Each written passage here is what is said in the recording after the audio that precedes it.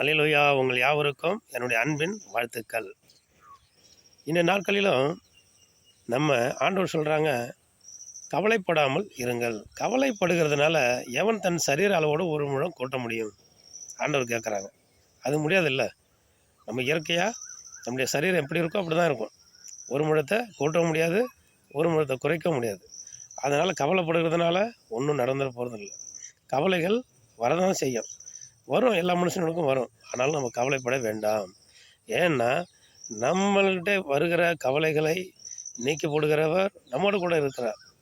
கவலைகளை மாற்றுகிறவர், கண்ணீரை துடைக்கிறவர் நம்ம ஏசப்பா நம்ம கூட இருக்கிறார்.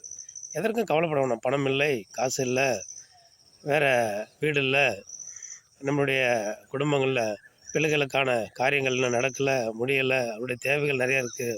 அப்படிலாம் நிறையா இருக்கும். நம்மளுடைய காரியங்கள் நிறைய தேவைகள். அதெல்லாம் இல்லையே, என்ன பண்ணுறதுன்னு சொல்லி கவலைப்படாதிருங்கள். நாம் நம்மை தெரிந்து கொண்ட ஆண்டவர் இயேசு கிறிஸ்து, நாமும் அவரை கரம் பெற்று நம்ம பற்றி அவரை பிடித்திருக்கிறோம்.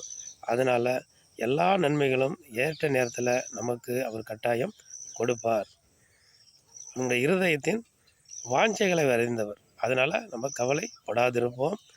அதனால் ஆண்டவர் நமக்கு நன்மைகளை தருவார். நீங்கள் கவலைப்பட வேண்டாம்னு ஆண்டவர் சொல்லிட்டார். காத்திருப்போம். காத்திருக்கிற பொழுது அவர் கட்டாயம் நமக்கு கொடுப்பார். ஆமென். அல்லேலூயா.